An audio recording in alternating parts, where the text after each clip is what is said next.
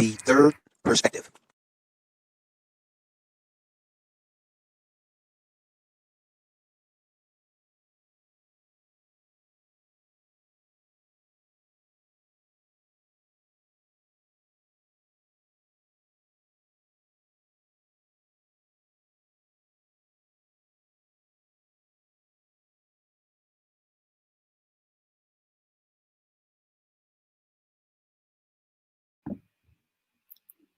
You know?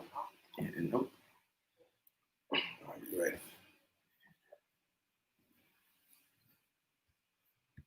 I spent too much time over here with Dre, dog. I got told that today. Huh?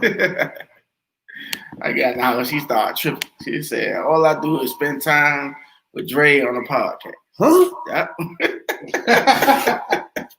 I always spend no time, I always show her no affection. I was like, all right, you tripping now.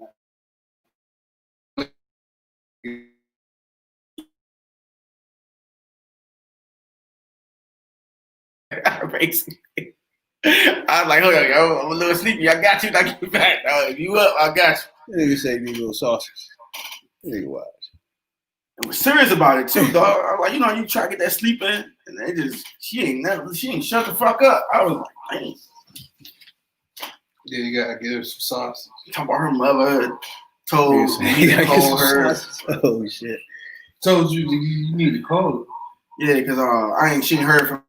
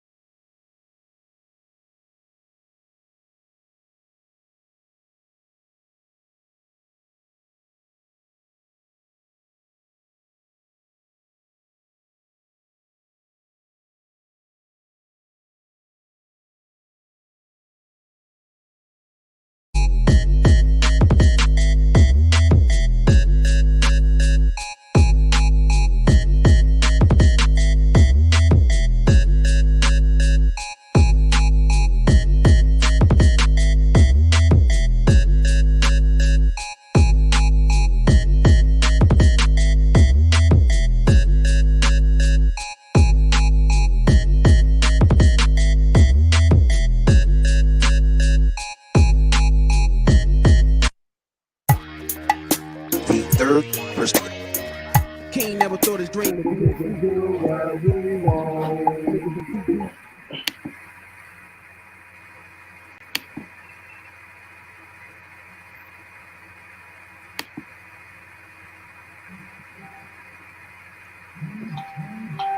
You rocking this wrong than me. Facebook tripping. How you gonna block something belonging to me, dog? That don't even make any sense. He did it again. And again. Niggas.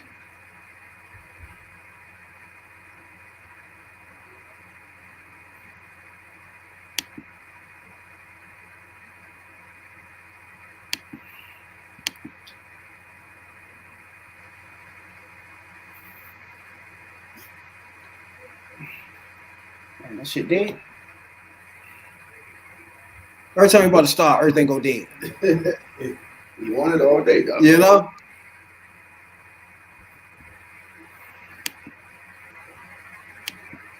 What it do? What it do? What it do? This is the Third Perspective Podcast. I am your host, your late night supervisor, dope dealer extraordinaire, DC Zone, Rad, B.I.D. Jones. That's right before you internet footage. To the left of me, as usual, Radical Rail, you know? Jay, to the right of me, you know? We're in a social justice crisis, a pandemic, economic crisis. We're on a president that's impeached. We got 50 some odd days for the next election. I'm black and I'm proud. Just the third perspective and what it do. You know what I'm saying? What's up? What's up? What's up? What's going on with y'all two, Doc? What's going on, Rick? You good? What's going on, Jay? I'm just chilling, you know, What we got going on here?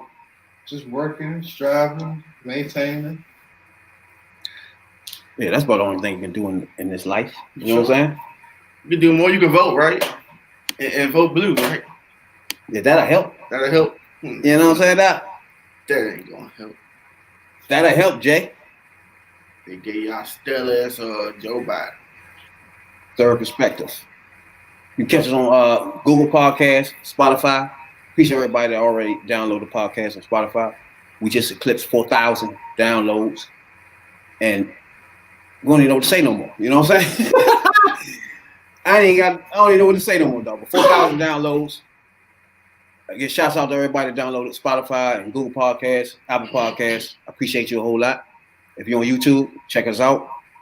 Subscribe. We got a 100 subscriber challenge. You know what I'm saying? So we get 100 subscribers, we get the hottest chip in the world. All three of us on all platforms, eating the hottest chip in the world. You know what I'm saying? The Pacquiao chip challenge. You know what I'm saying? So 100 subscribers, we get that. Also, you get 100 subscribers, you can go on the website, right, Real? Yeah. Highland Crowd's website.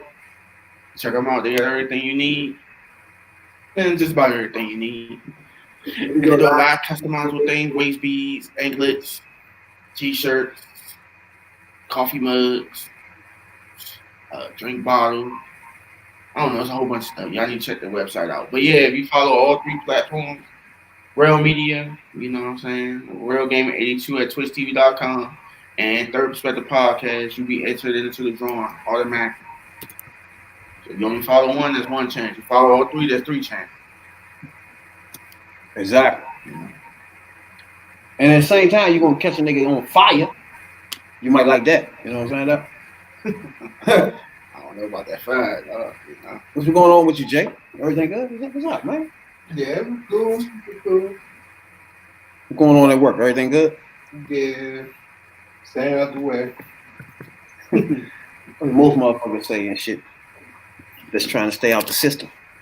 Yep, and stay out the system. Like, nigga, I'm just staying out the fucking way. Out the child support system and everything else. Those motherfuckers that, you know what I'm saying, like me, really. All I want to do is just stay the fuck out the way. You know what I'm saying? I don't want to go back in the system. I don't want to do nothing that gets me in the system. None of that. I don't want to do that no more. You know what I'm saying? If you're scared, go to church. It's all about healthy and free for me, dog. You know what I'm saying, dog? It's about being healthy and free. You know? That's for sure. Just don't give the white man what he wants. Sound like You know? Sound like y'all been near. You said don't get a white man what he want. What do we want, dog? What do you want, Jay? Systematically put niggas in jail, shoot them down. Nah. As Rabbit would say, niggas put niggas in jail. Pretty much. See? Pretty much. They put themselves in jail. You know what I'm saying? I thought this was trouble. Man, We live a life of everything going dead up in this motherfucker, dog. You know what I'm saying? But I appreciate everybody. We got a special guest today. We got a retired police officer, Lawrence Hunter. You know what I'm saying? I'm trying to hold Radical Rail back for a minute so I can talk to him. You know what I'm saying, Doc? Yeah. There we go. You know? But I appreciate everybody that tunes in. You know? So we're going to, as we wait for our guest to come in, we just want to move on and talk about what the fuck is going on with Odell Beckham, dog? Yeah, man. What is that about, Slim? yeah, I was like, it just popped up in my jaw like, you like to shit on the bed. Like to shit on the girlfriend or some shit. Hey. What the fuck? Hey, That's a wild nigga there. he like shitting them hoes. Yeah. I carry like a piss on him, and he like shit on him. Dang. Now, exactly. Dog. Yeah, that's shitting on me. What are you doing? No, You right, dog. That's some disrespectful shit, dog. Like, been old bitch and shit. Like, nah, he want the bitches shit on him. oh yeah, he like to be humiliated. Man. I don't know what that is. He like to be humiliated. It's nasty as fuck. We know that. Like you might like this. You want to get dude on. You like that doo-doo. You know, all this shit. I don't think he liked the water we got, though. You know. That's why he like to catch. That's why he like to catch balls with one hand. So it's a podcast called No Jumper, right? Where they interview like rappers and celebrities and shit on a podcast. So they had Chief Keef girl on one of the podcasts, right? And she goes in and starts telling them about Odell Beckham like shit on him. That's how that started. Chief Keef girl. Now she also said she fucking snitch 9 too. See, first of all, if you got all this money, you can't be fucking with youngers like this. It's running their mouth. Like, what are we doing? Like, I'm shitting on you. That means you shouldn't tell nobody. You know what I'm saying? Like, why would shit on you and expect you to go on Instagram after that? You know what I'm saying? Like, what's that about, dog? So when a nigga shit on you, that means this is silent. This is between me and you. You know what I'm saying? Now, she goes on the podcast and goes in and let them know what he like. Yeah. So she like the shit with nuts or not? It's not good. It's not good. Sometimes you feel like it now. But that shows you that they all passing around the same girls too. Yeah, it's a select few. Exactly. That's right, them same joints. And they get on podcasts and start spilling the beans, nigga. Shit, sometimes you ain't got to do that. Sometimes you be on camera. I just imagine you ask somebody, yo, defecating on me. Hey, that's the word you gonna use? Hey, You guys, yo, I'm serious. Hey, so you gonna be a sophisticated nigga. You gonna be a sophisticated. You gonna defecate on me. We need that word. Come on, bro. Defecate.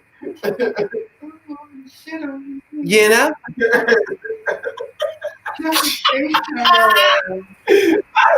I didn't say defecate on me.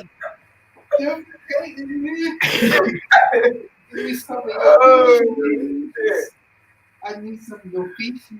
What will make that? So what you doing? All right, me personally. That's gonna make me. I gotta go. You know what I'm saying? I'm not ready to fuck after that. Like,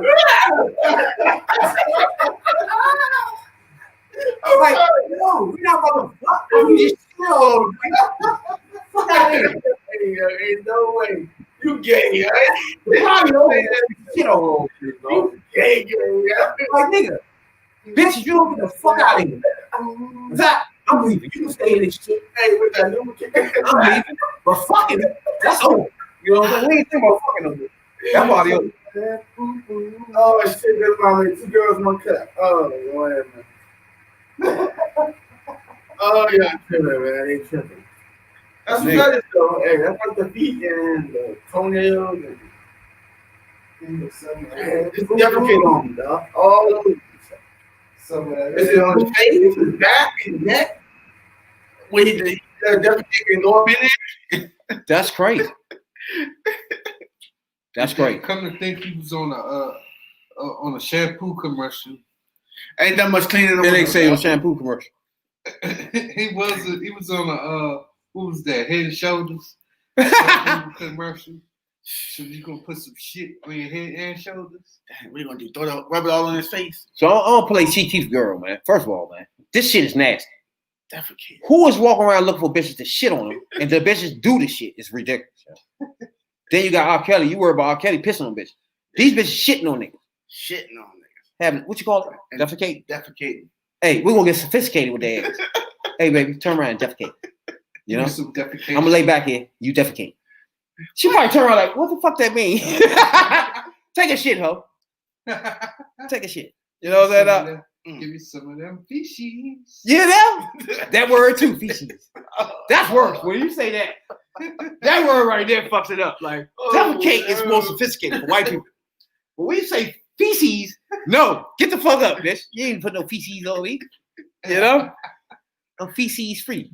Fuck wrong with you. After that, you gotta throw your sheets in the trash, man. Man, what? Throw the whole bed away. So I'm about to play this real quick. I'm gonna play her You better throw your room away. This when shit she not talking on the damn about place. Chief Keef. Well, she ain't talking about Chief Keef, she's talking about Odell Beckham. They shouldn't be running their mouth, but it is what it is. We're podcasting. I'm glad they did. Bombs. Okay, I will tell y'all the story. Oh, Allegedly. we're avoiding Oh, lawsuits. no. You can't say allegedly if you won't tell the We're story. dodging it. Okay. Yes, he loves Tell to be the tea. shitted on. Ooh.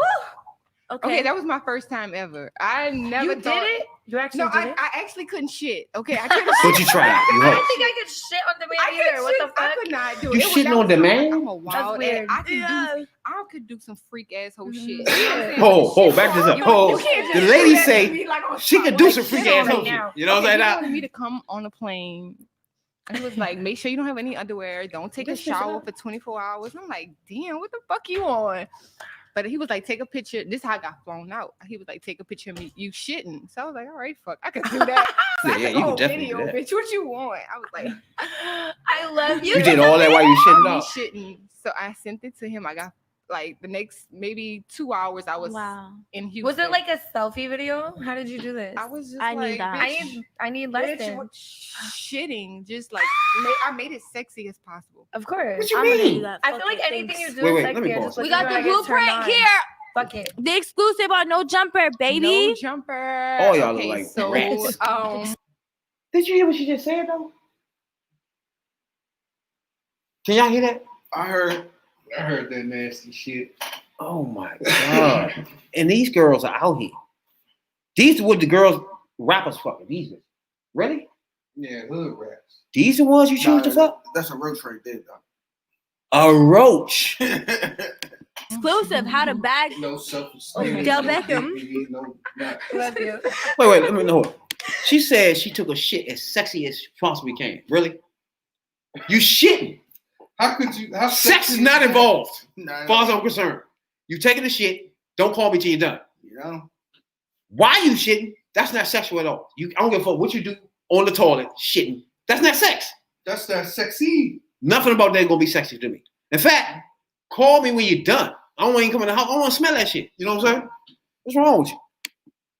I don't want to smell that. Okay, And then- I'm sorry. No. Sorry. I want the nitty gritty. Yeah, give us the nitty gritty. Like, show Right, us. shit, details. Let's go, baby. Stir respect. We need the dick size. So I'm trying to Oh, nice dick size. I love a circumcised pretty. Ugh. dick. Okay, I feel like his dick is prettier than me. you just gotta be really Oh, into Lord. these some rats. You better Okay, I'll shit on him. Fine. take some excellent. I couldn't Ex- shit. I couldn't do it. Yeah, you But will be try shitting. You it. take some extra for sure. 'Cause I couldn't shit. In I fact, could not do you'll be it. shitting It was all just over the like- place. Yeah, She said she was- I'm taking. He it might back. like that. She He had said a something fucking about shitting on peroxide the kit. dick. He had No. every fucking She took thing. action I'm in. like, whoa. What is that for? I guess to What rinse is out it? his mouth. I don't know, Hold like, up, she shit in his he mouth? peroxide, Oh. like Back I up. think it's like. I feel like Ugh. that's very unhealthy. I don't Like, know, why but- don't mouthwash? Bitch, Fuck. peroxide I gotta for watch everything. a porno on this. I gotta see too. I want to Switch see. it They up. look like Patron they on do. that. Shit, this is look. Gargles Okay? the Look at Patron. He had the These jokes fucking. is garbage. The rats in DC look Like better that. than this. It was like a bag. These who the Like, rappers fucking? This my joint titties right so bad, here? you get shit Really? on. It's like a whole system. Oh And my then God. ask her to shit on you, her? Okay, after that, we fell asleep. You Wait, I did not shit. I I did want not more shit on him. I did details. not shit on I him. want Yep. more Oh, details. shit. Did you What like? happened? Did you like squat on him? Like. I was just like sitting on him for a second. He was like, "Okay, baby, like shit on me," and I was like, Like on his chest, right? yeah, I couldn't do. I tried. I couldn't. Okay. I See, think- y'all not. I can't no more. I would do it. Fuck it. bitch. Oh, I That's can't. okay. I can't do that anymore. It's allegedly, dog. I think your man gonna deny that. What was that? Yeah. He denied that. You think so? I think they just use that man's name out there like that, dog. Jeez. I can't hear gutter rats talk. Jesus. She said, talking I about tried. taking shit. I tried to take a shit. I bent But on he had top a of bag it. on his chest. I took Axeless. She took. She fucked up. She should have ate some jerk chicken. She took some good. Axeless. Yeah. You take some motherfucking collard greens and take care of your ass. Fuck around with I you. bring his little jerk chicken. Collard greens, for sure. She should have did what you call it. Yeah, enema. What's that? Oil solution? What you say? Enema? Castor oil. Yeah, that might have been good for her to take too, though. But on demand, it's gonna be hard. On demand, you know what I'm saying? Like, that's crazy. Like, if you're a rapper, why is these the ones? You know what I'm saying? Like, you You should be above. I mean, they want to do it. It's uncommon, but okay. You gotta be above the joints. That I wouldn't even do that joint right there. That joint crazy. It's all crazy. Yeah, that joint crazy. And she was funny look. You ain't look at it like that. Like, nah. They If all I look got the same. bread, she ain't coming in my house. I don't know her. She do it for free, dog. You ain't gotta get no bread up. Nah, you gonna get that bread up. Nah, Nah, I ain't you get no gonna bread. get that bread. These joints down these days, they talking about some bread. Yeah, you getting that bread up Nah. first. Nah, dog. First. Nah, dog. Appreciate everybody tuning in right now on YouTube, Facebook, Instagram, Twitter. Appreciate you a whole lot. We got a special guest this week. We got a retired police officer, Lawrence Hunter. Now, before we get into before I bring him on, I want y'all to get y'all opinion of police officers in general, because I don't know how y'all feel about it. I know y'all know how I feel. You know what I'm saying?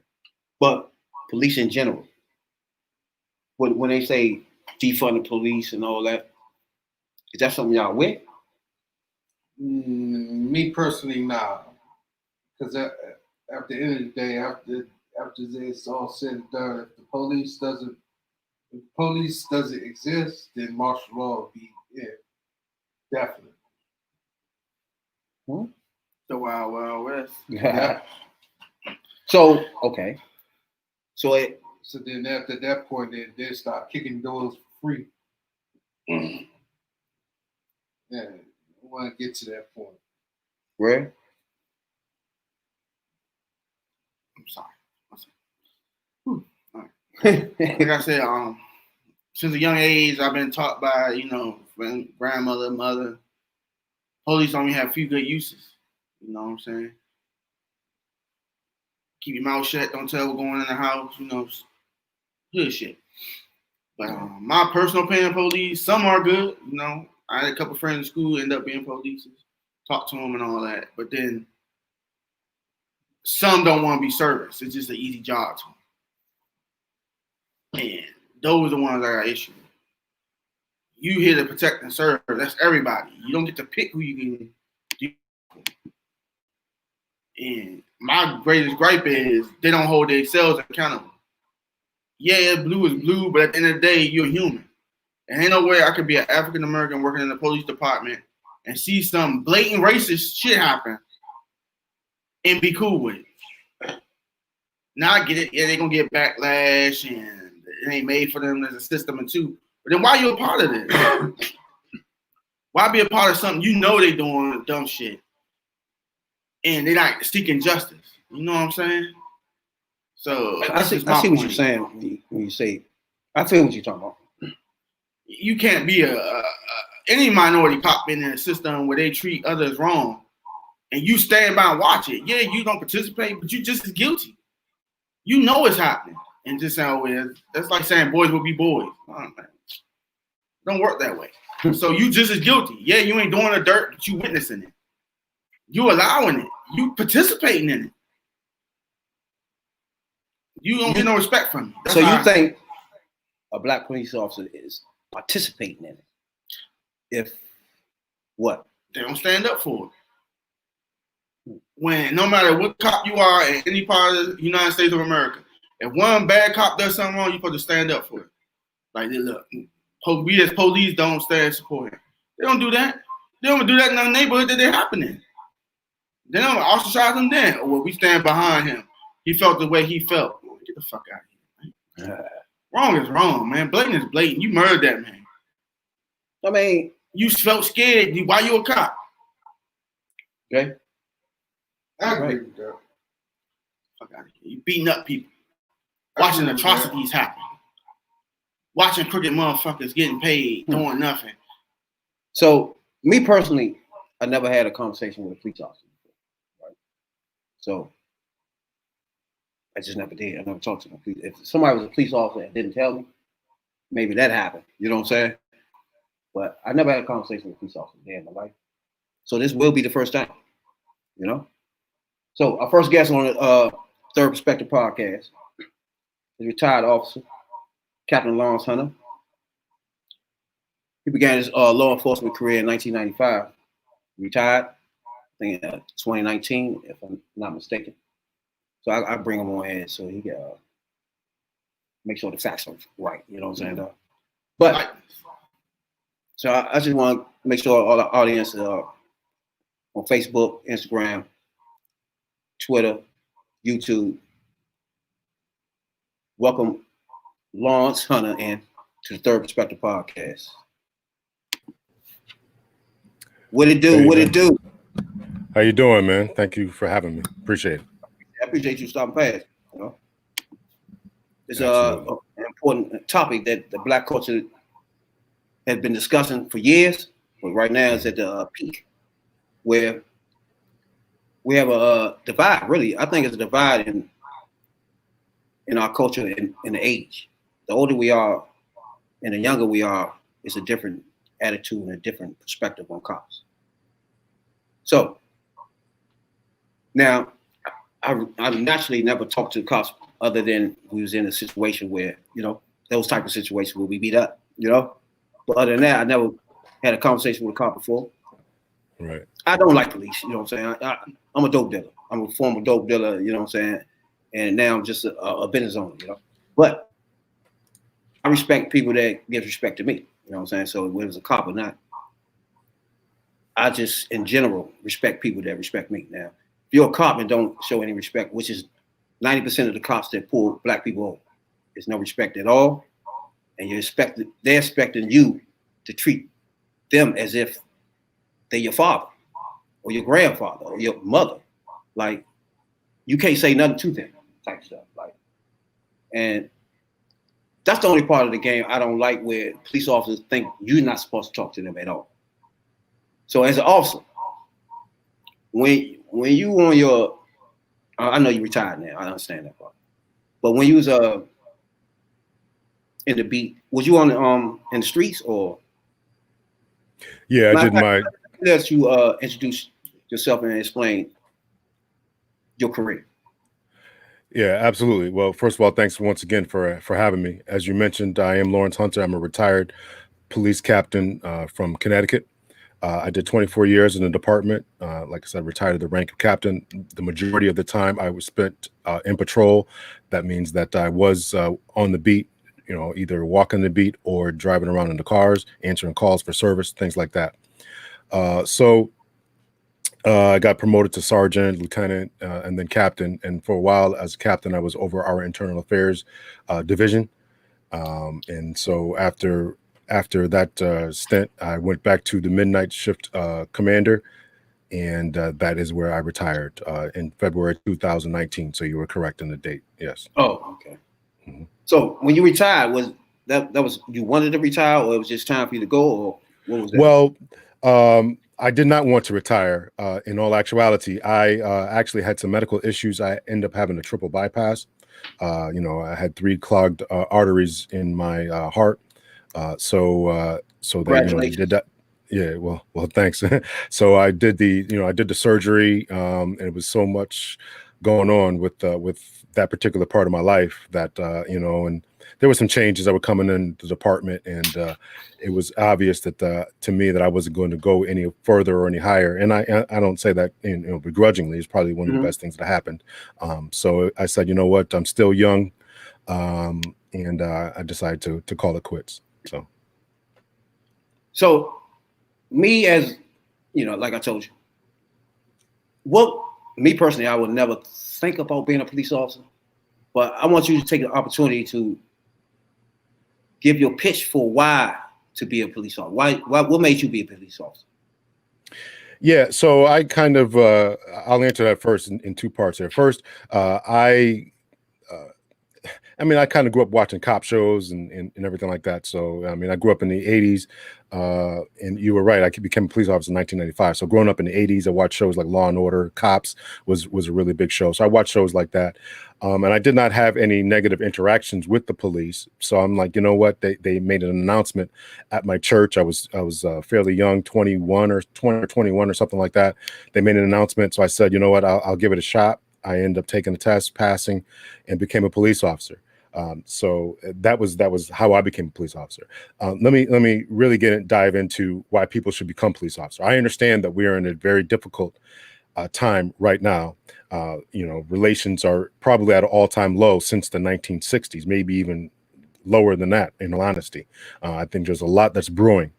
But I think that people, particularly African Americans, should really understand what they're saying when they say people should not become police officers or Black people should not become police officers. That means somebody's going to do the job. Who's going to do it? Who's going to step in there and fill that void, that gap? If it's not going to be persons like myself who, and I heard you all talking a little bit before about, and the lack of respect that you all have for police and police who don't do the right thing and don't stand up and everything like that. Well, I can assure you that none of that kind of foolishness was going on when I was an officer. That just wasn't the case.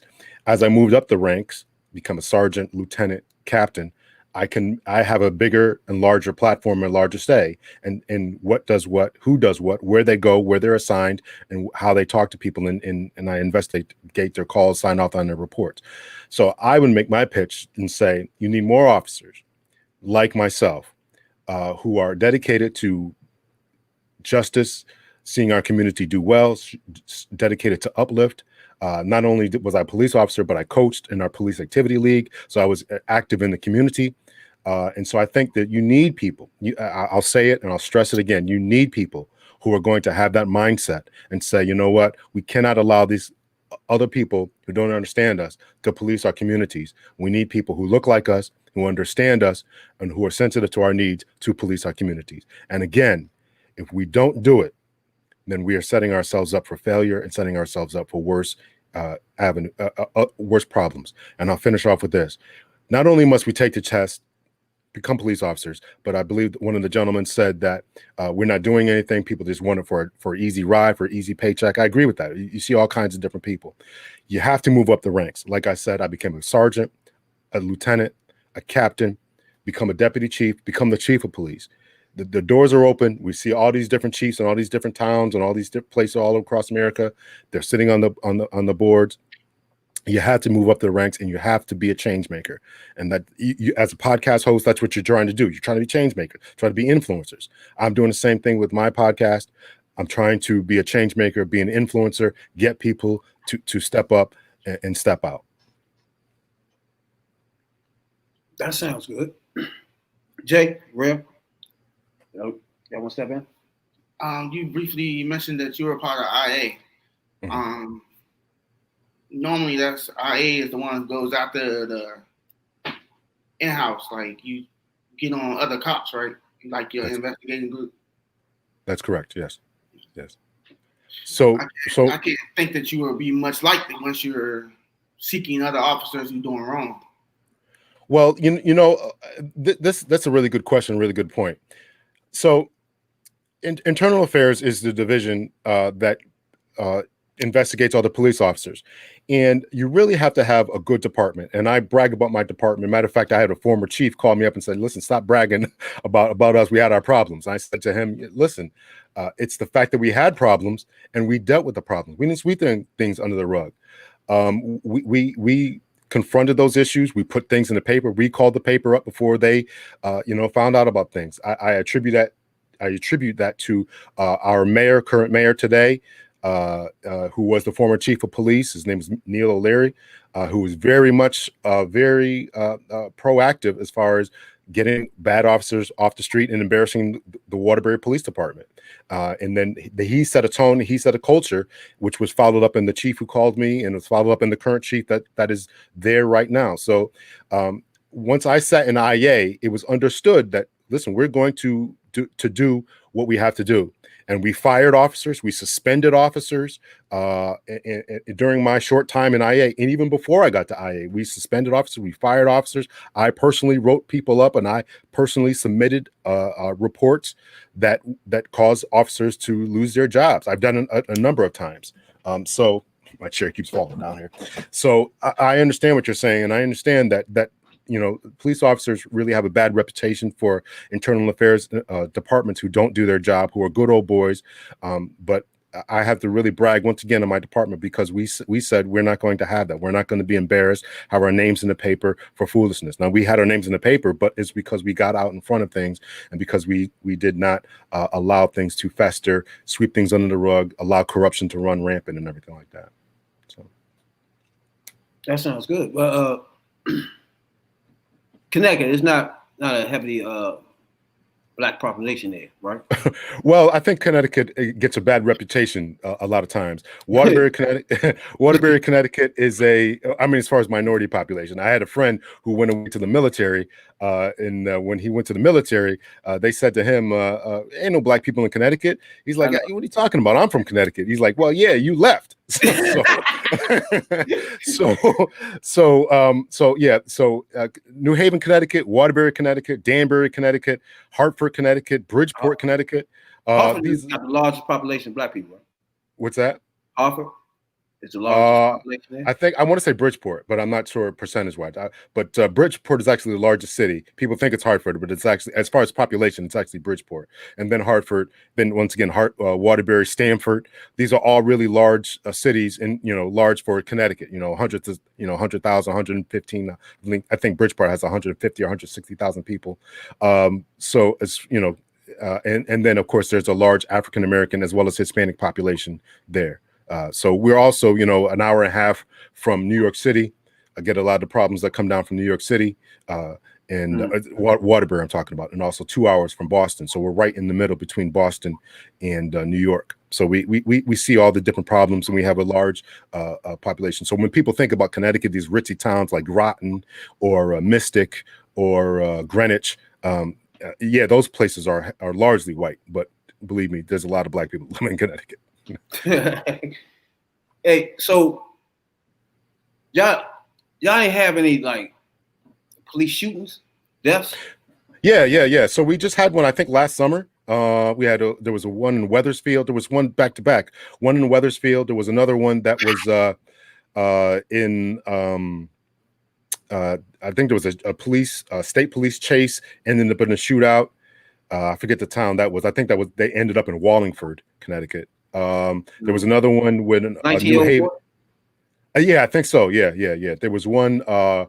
There was a police officer from Hamden, Connecticut, who went into New Haven, Connecticut, bordering cities, and then ended up getting in the shootout there. He shouldn't have been there. And matter of fact, I believe it was the two officers that were involved with that were Black officers, Black Hamden officer and a Black New Haven police officer. That ended up being really, really big news. It was on CNN and all that kind of stuff. So yeah, we have our problems. There are shootings, and we have every single problem that it's the police, and we're all people. Let me ask you this. Yeah. Let me ask you this. When is it the right time for a police officer to pull a gun out? So that unfortunately, that is a problem that is one of perception. There's many situations where people pull their guns out that I would not have pulled my gun out. I've talked about this in my podcast. I've talked about it in different blogs that I've written.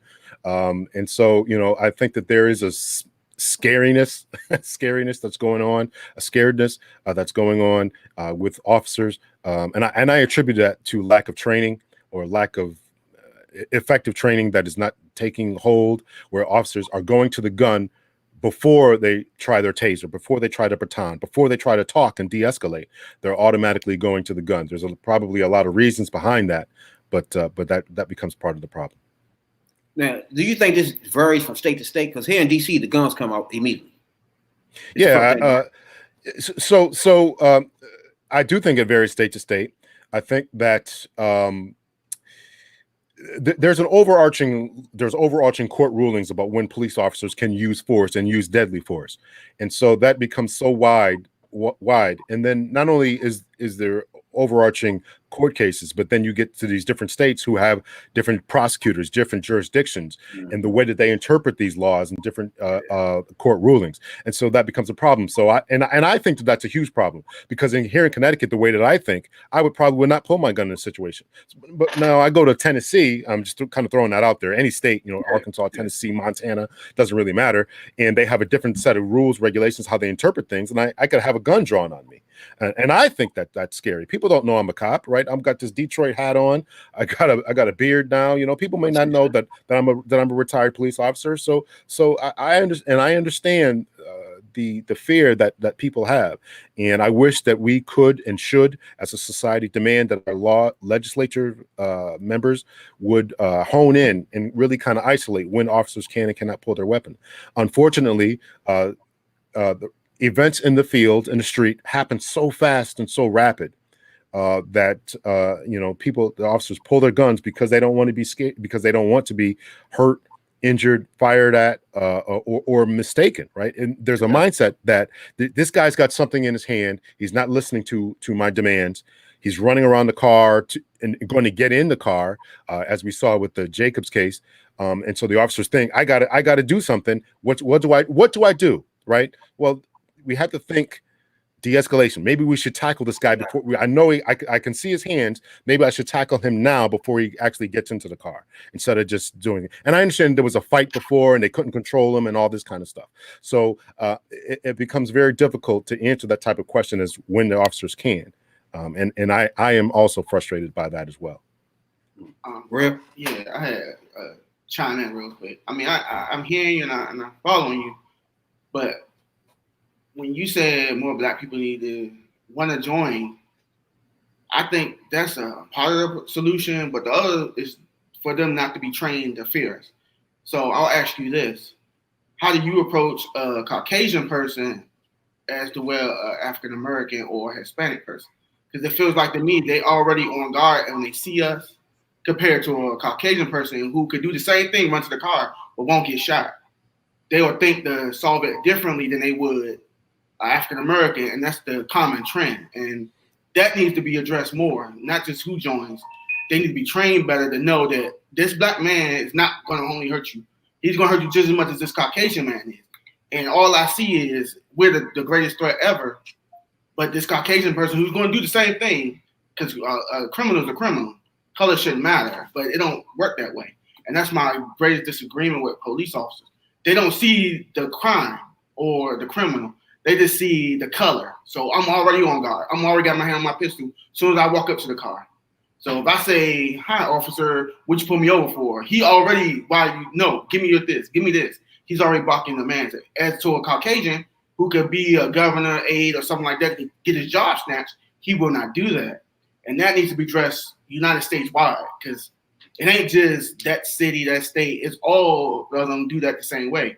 You fear a Caucasian more because he could be the one that or he could get you a job pulled.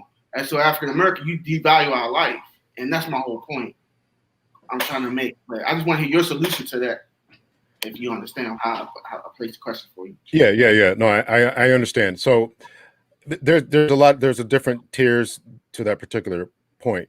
So I think that the first thing is I agree with you that there is a fear. I know people take hits for this, and I'll probably take hits for this, but I think that there is an inherent fear of Black males. And so I think that that's just the way that it is. And I don't think that that's isolated to African-American officers or to white officers. I think that African-Americans also suffer that. I was an implicit bias instructor. So implicit bias means that we talk about exactly what you're saying. Why do we approach certain people in different ways? Why do we talk to them certain ways? What is our thought process when we see a Black face or white face or someone who's maybe of the member of the LGBT community, right? So implicit bias doesn't just deal with race. It deals with a number of things. People have an affinity for people who are taller, right? So or more beautiful, right? So they will get better service in restaurants and they get better service in hospitals. So this is not just something that is relegated to a police officer. So I think that we need to understand that. And so I think that one of the biggest things that officers need to become familiar with their communities. Too many times, again, we got people who live in a suburb part of town or suburb part of the state and then become police officers and police in inner city, have no interaction with people, don't know what they are, who they are, how they interact, how they speak in their culture. So I think that having more officers can help having better trained officers, having more Black officers, Hispanic officers who can help understand the culture. Now, I want to be very clear about this, that Black officers can be guilty of brutality and going above and beyond as well. So just because you're Black and become a police officer doesn't mean that this stuff stops. As I mentioned before, I'm going to be very, very clear about this, is that we need officers who think like me. You can be a white officer, think like me, and just think about the community. And as long as you approach people with dignity and respect, as you mentioned, and don't have this inherent fear of people, and don't have you're always approaching people with your hand under your gun, then we can really make some strides. So I think it's going to take understanding implicit bias, understanding and confronting racism nationally, and better training, more training. And I think that those are some of the things that we can do. But I think that familiarization with each other, getting to know people, I think officers need to spend time in the community, walking out. As I mentioned, I coached, right? So if an officer who's even from a white community goes out and coaches, then he knows the kids in those communities. He knows, or if he walks around his park on his beat, instead of running people's names all the time, if you just walk through the park, shoot hoops with the kid, play chess with the kids, just talk to the kids, then you know that this is Johnny, and Johnny may have some issues or whatever, but I understand where he's coming from. And so that makes a big difference, getting to know your community. So those are some of the big things that we can do to stem this tide. Now, when I was coming up, it was different then, because police officers were more into the community than when I was coming up, like in the 80s. They were more walking around. Right. I agree with you. So that was a program that we tried to implement. Unfortunately, we were too busy to do that, right? In our program we were going to implement was getting the officers out of a car, at least for half an hour a day, go out into the community and just talk to people. Unfortunately, we got too busy and we weren't able to do that. I went on vacation one time. I tell the story a lot. I went on vacation one time and I ran into a minister from Philadelphia, Pennsylvania.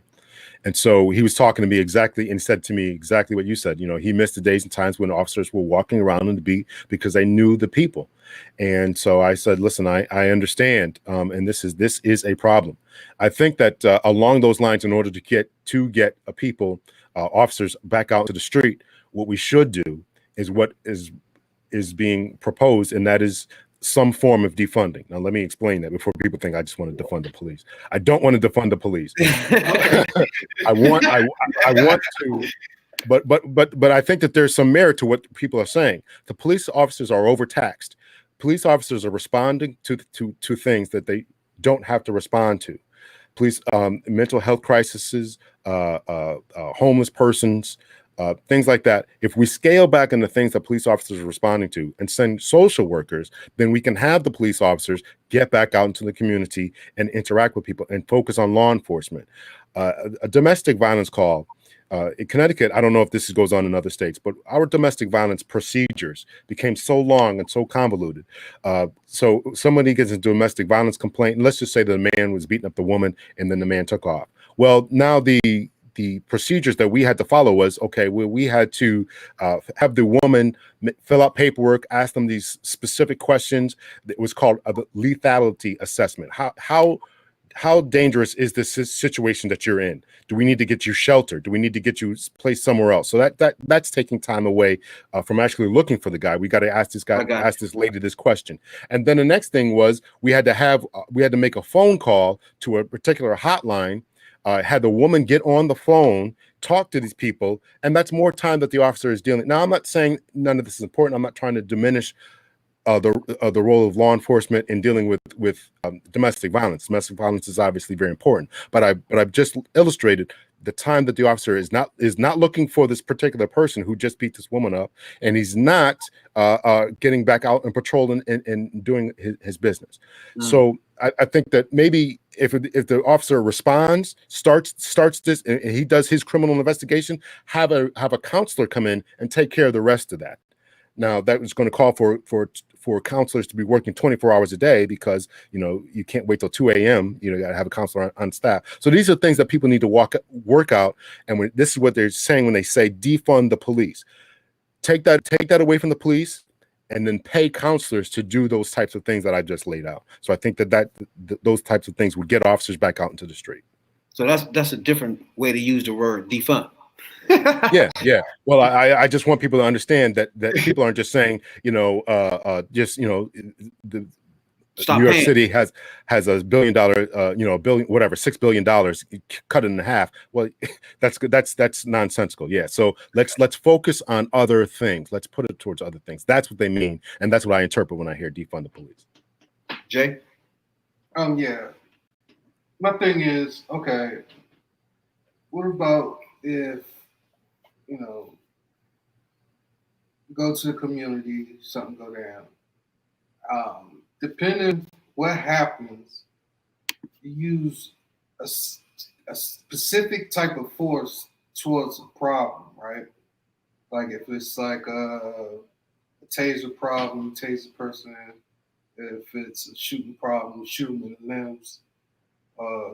Not in the head or nothing like that, or put a bag over your head. Depending what problem it is, how would you think if they take the force into another matter, right? And then they get punished for it. Do you believe that mandatory police sentencing will be the answer to what's going on with the police now? Like, as far as using bad or excessive force? I definitely believe that the lack of action by prosecutors, and I would even say juries, courts, right? Juries are acquitting many of these officers. So it's been the lack of action that has caused many of these particular problems. If back in 2014, the situation, Eric Garner, when he said he can't breathe, if the officers would have been held accountable and really faced some punishment legally, the officers, every officer would have had a different mindset when somebody tells you that they can't breathe. And so we would not have had George Floyd if it's my opinion, we would not have had George Floyd if Daniel Pantaleo in the Eric Garner situation. And so many of these other prosecutors, many of these other jurisdictions, juries, and that's another thing that I think that Black people got to do is sit on juries, stop trying to get out of jury duty, sit on juries so you can have a voice in what's going on. So you have to be a part of this particular process. So to answer your question, I think that we have to hold our law enforcement officers guilty when they do something wrong. And I'm not always convinced that officers do something wrong, but when they do, we got to hold them. And not 2 or 3 years in prison. You got to send them to jail for quite some time. Yeah, you got to send a message. You got to send a message. Absolutely. So, like, we just recently had an incident in DC, Southeast. I'm not sure if you're familiar with the incident. I'm sure in a minute. But his name Deon K. Apparently, in the video, they say he had a gun, but it didn't look like he did in the police cam. But it seemed like the officer just got out of the car, ran to the spot with gun already in the hand and shot the guy in the chest. But then when they retrieved the gun, it was like probably about 50 yards all the way across. Yeah, it wasn't nowhere near. But they also didn't show it on his body cam either, so but I'm guessing it's there. But how would you feel if that officer had did the right thing, either tased him, or what would you think? What was his best ideal plan for that particular situation? So, if you don't know, it had an incident here in DC a couple of days ago where the police officer shot a little boy. I'm gonna show it to you. Okay. Yes, please, because I'm not familiar with this. I know they're gonna mess around and block my phone. But yeah, I'm gonna show you this real quick. So this goes to really what we're saying. It's like, when is it time to pull your gun out? When is it time for you to shoot? That's what makes us, we don't understand that part. Like, the guns come out faster than anything.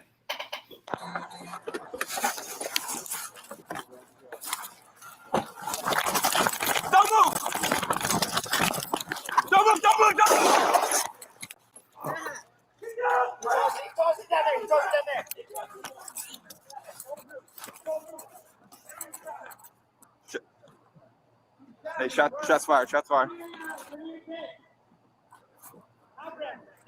Where is it? Where is it?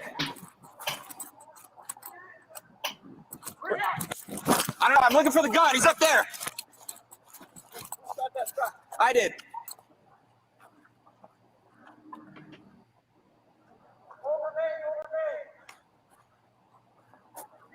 Where? Yeah. Where's the?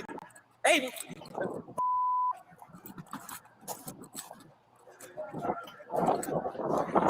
Canvas.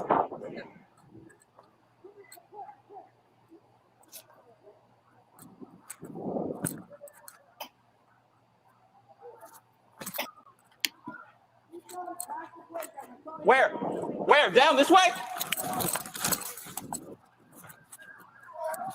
He threw it. Yeah. There's no way he could throw it all the way down there. That's what I'm saying. Yeah, I'm good. I'm good. Is anybody outstanding? One. This way. It's like all the way down around. He still ain't found it. You know what I'm saying? But I gotta find it. Yeah. Why you should have. I ain't ready to look at it all the way through. It's my first time seeing it all the way through. Where is it? Where is it? Wait. Deadly force though. Hey, I got it. What? Yeah, it's all the way do-rag down on his head. around the corner. Okay, so yeah, so that's the first time I've seen it. I mean, what happens in juries and in courts is they're going to break this down frame by frame and everything like that.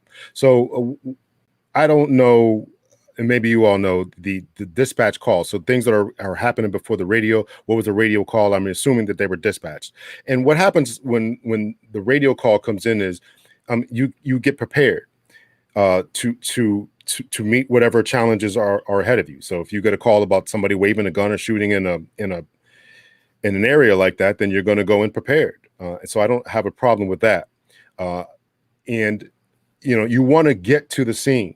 So I see him running. Now it's difficult from this perspective to see where how far the officer was from the guy. Could he have ducked behind cover and said, "Hey, listen, show me your hand, stop moving," as he attempted to say? That would have to be broken down.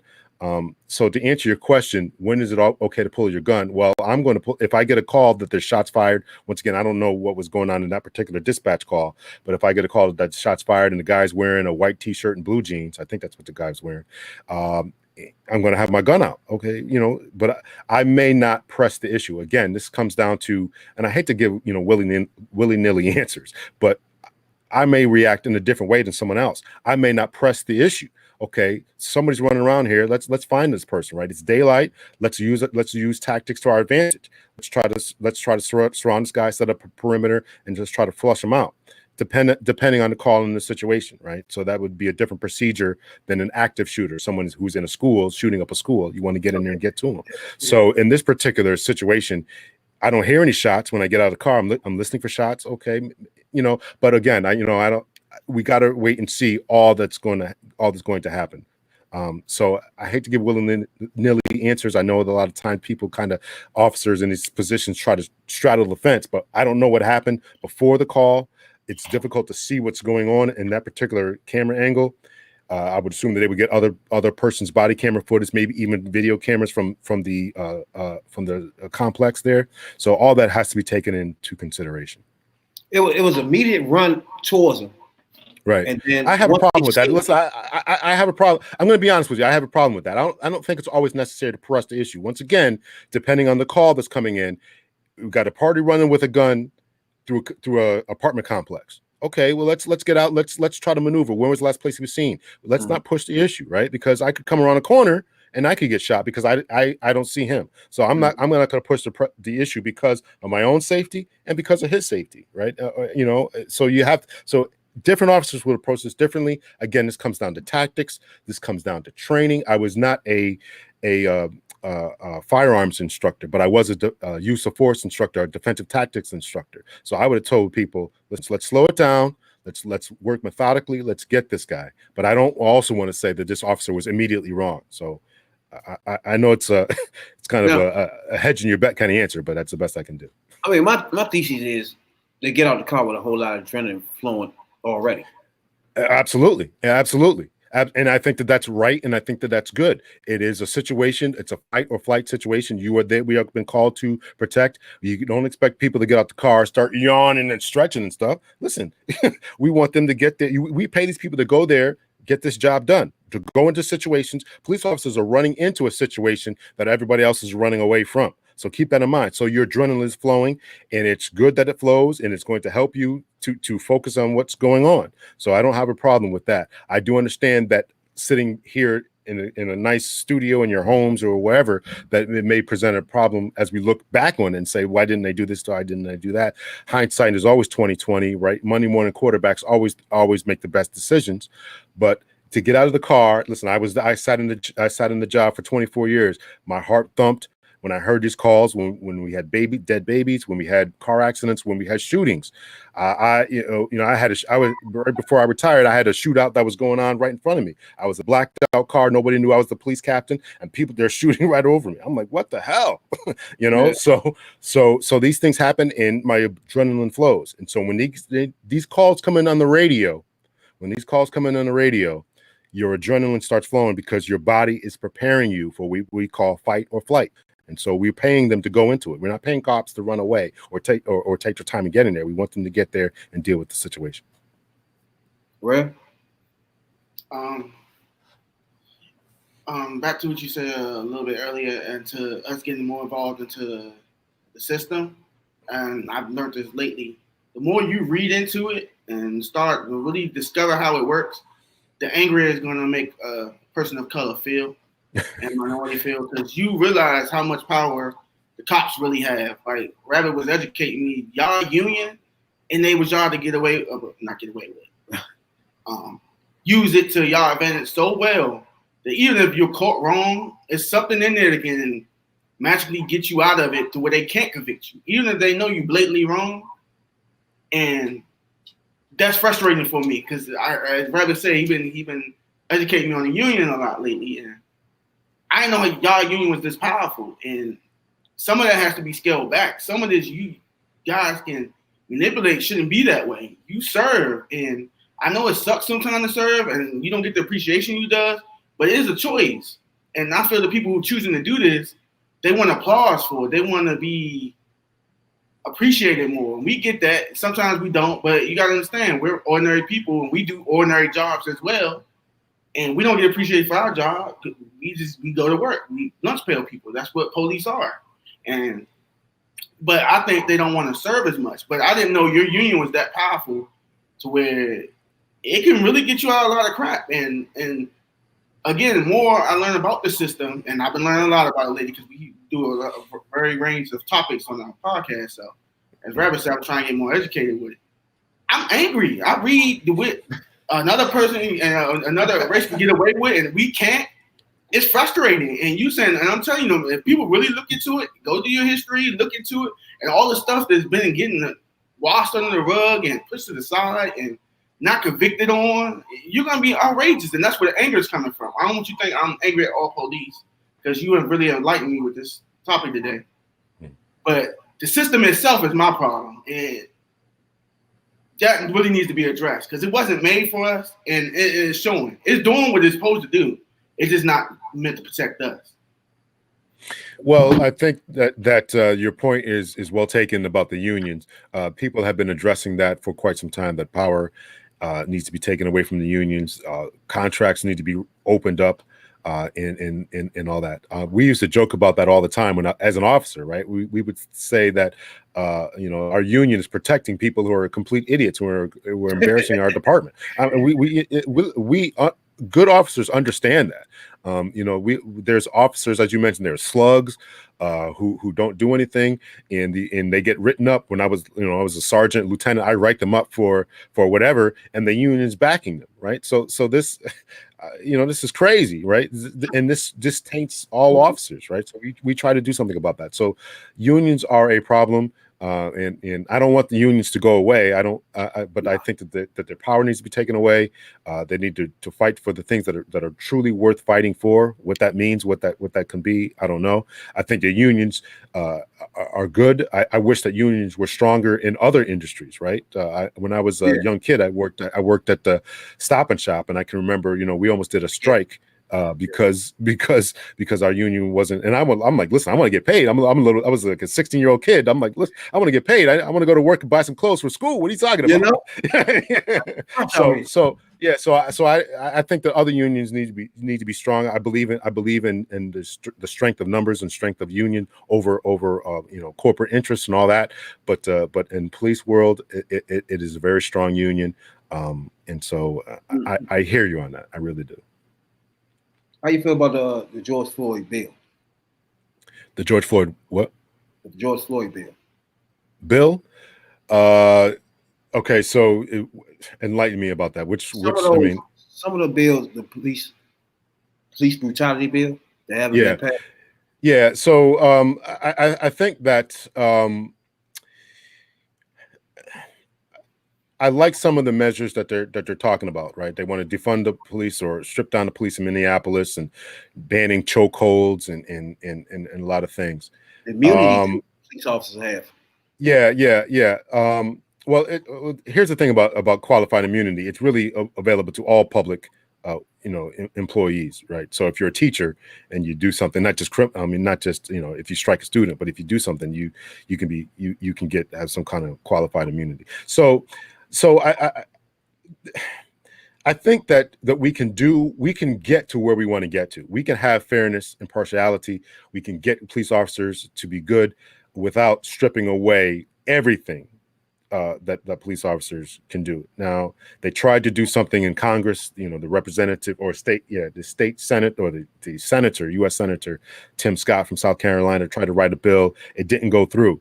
There is such a resistance from people who want the system to continue on, who say things like stop resisting the police, stop running away from the police and you won't get shot, stop fighting with police.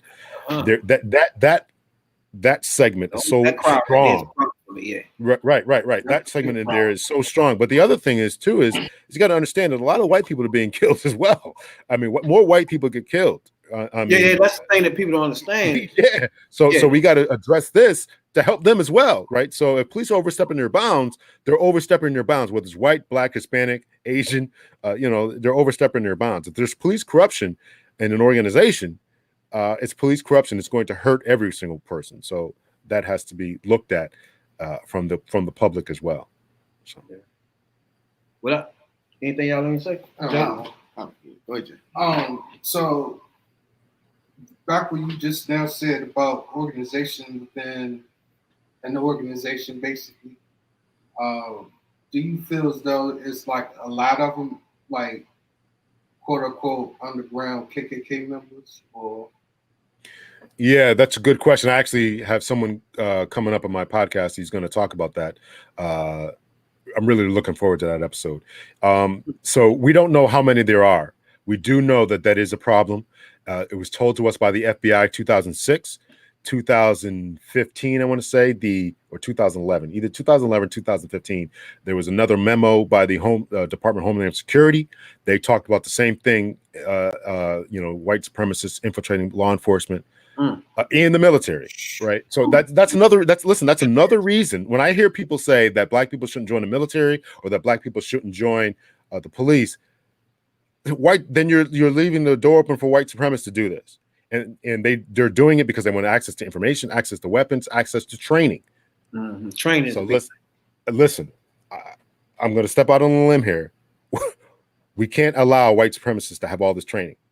You can't. So listen, I want to get along as a race, as a country. I really do. I have nothing against white people. I have nothing against Hispanic people. I love black people.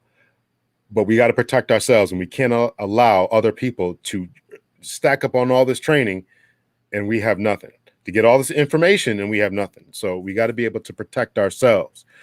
So how many KKK members are infiltrating police? We have no idea. We know that's a problem, and I think that police departments should do a better job as to rooting those people out. Go through their social media and check their tattoos, and do what they have to do to root these people out.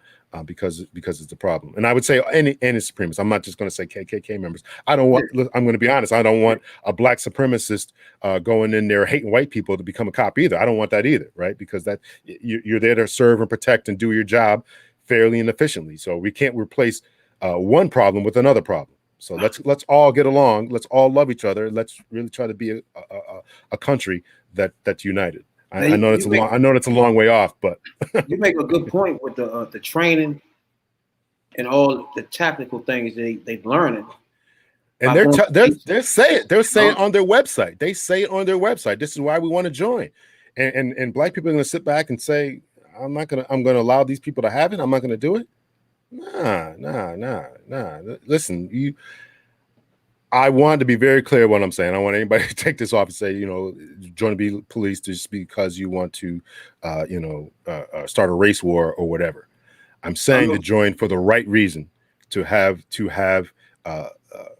fairness about you, impartiality, and do it to protect your community because you love your neighbor, and do it for the right reason. And I don't want white supremacists to be in the law enforcement who are going to do whatever they're going to do. And by the way, they're not just infiltrating the police and military, but they're trying to get into politics. They're becoming teachers. They're becoming lawyers, defending white supremacists. So we got to move up in every single aspect of life. Become a lawyer, become a doctor, become podcast host. Doctors, move up they're in all hospitals too. Yeah, doctors, nurses, all these types of things. Move up in society. Don't be afraid to move up in society. You, my friend, are talked about your past, and now your podcast host talking about certain things, now having a conversation for the first time with a police officer. That is growth, that's maturity, and that is what we need. People to say there's something different out there that we should have and that we could have. And so we need to embrace that. Well, I would tell you, I appreciate. Oh yeah, go ahead. So I got one more after this.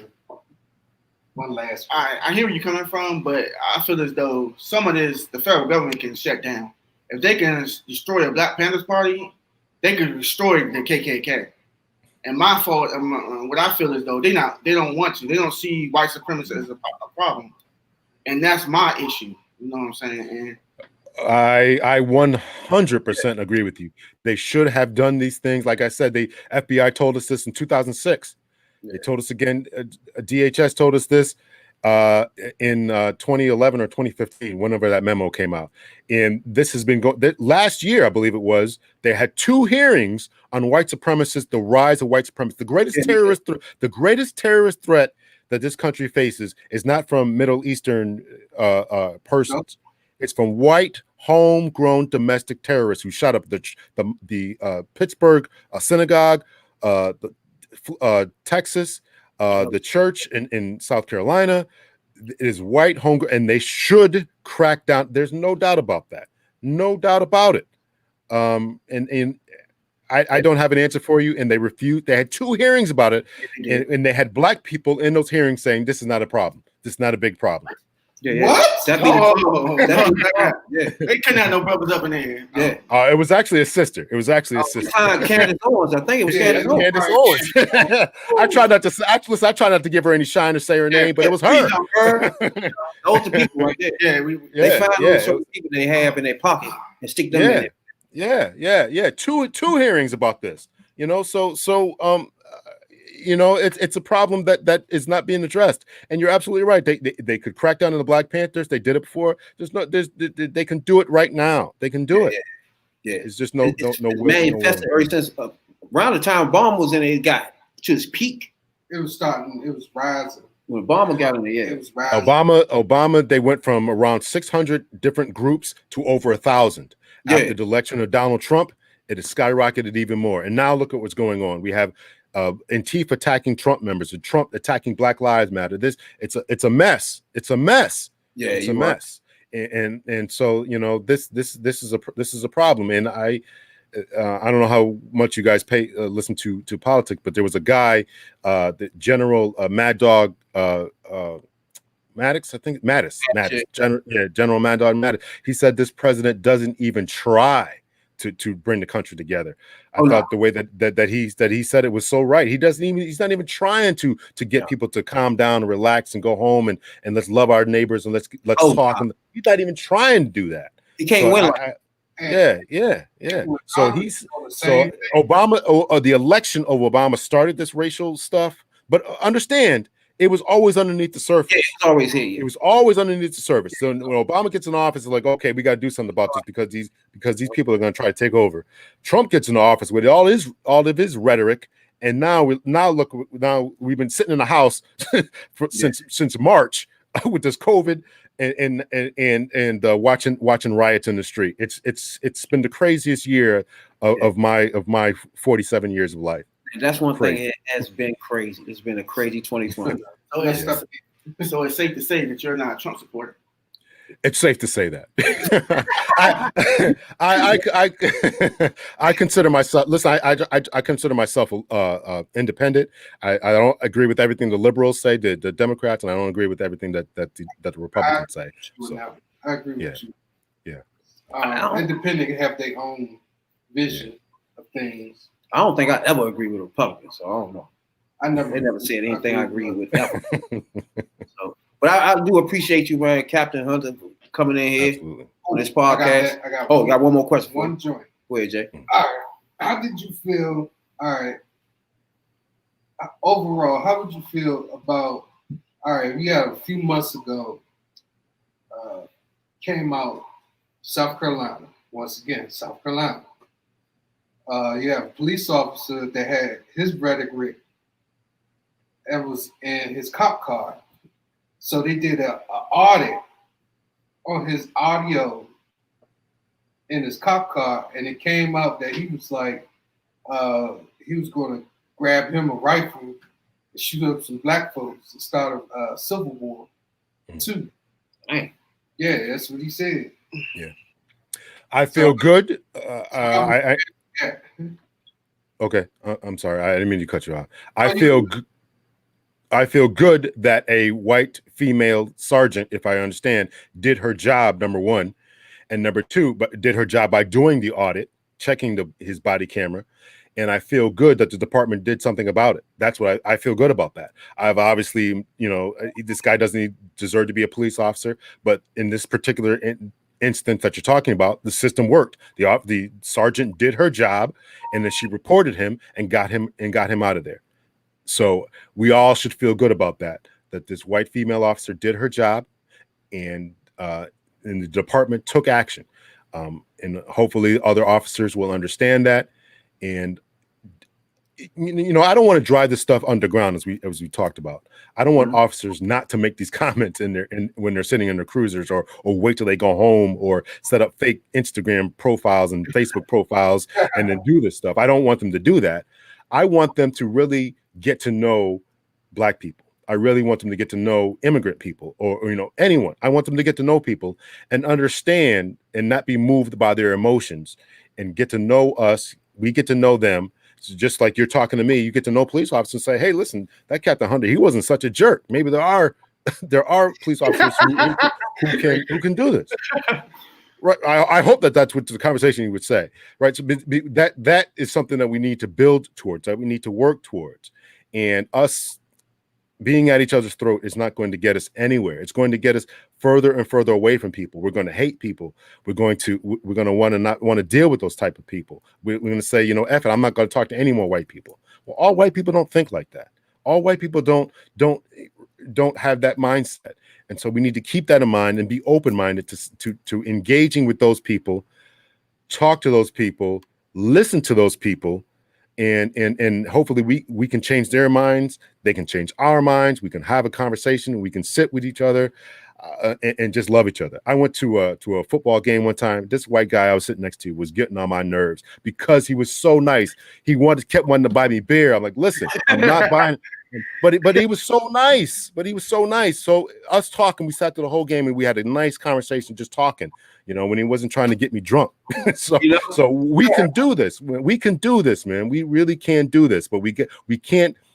We talked about the Republican thing before, right? Republican Democratic thing before. Mm-hmm. I think that way of thinking is really tearing this country apart. We need to stop being huddled together in our own echo chambers, just listening to these people or reading what these people say, and all I'm doing is focusing on what they say. Look at other people that you don't agree with, and try to find some common ground. Look at them, read them, understand where they're coming from, why they say it, call into their shows, invite them on your show, have a conversation with these people. I've been looking for KKK racists to come on our podcast. Hey, anybody watching right now, you're a racist. Yeah. We want the podcast immediately.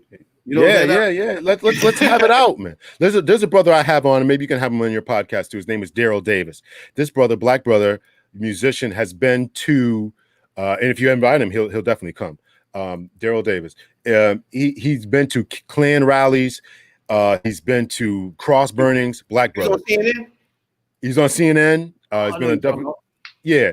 So this brother has been taking Klan members' robes. He's got a collection of Klan members' robes that they gave him. Over 200, I believe. He's got 200. Because because he got to know people. And that's what it is. He used his music. People came up to him as a musician. And once again, I told the guy, I don't know the history of the guy who's trying to buy me beer, but you just talk to people on a common ground, whether it's you because you like the same sports team, you like the same music.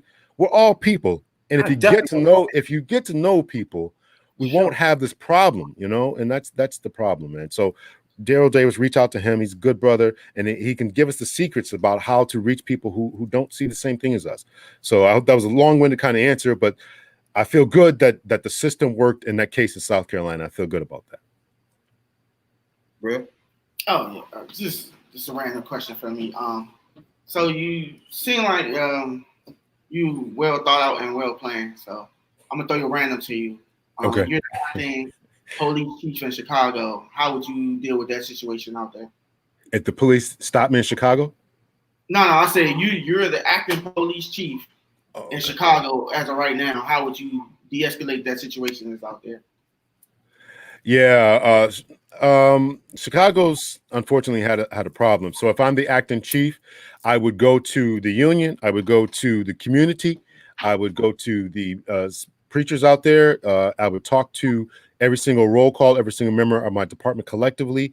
I can't do it individually, thousands of officers, but you can do it collectively. You can have Zoom meetings and meet with the people, give them my vision of as far as what I want, talk to the community, see what they want, see how we can make things better, and talk to the union and get them on board and say, listen, this is what I'm going to do. I'm going to hold people accountable, talk to the city leaders, city managers, right? This stuff can be overcome. We can overcome these problems that are here, but it's going to start with dialogue, conversation, talking with each other, not at each other, not going in there thinking the police are always right because we're not, not thinking the community is always right because they're not, not thinking the politicians are always right because God knows that they're not always right.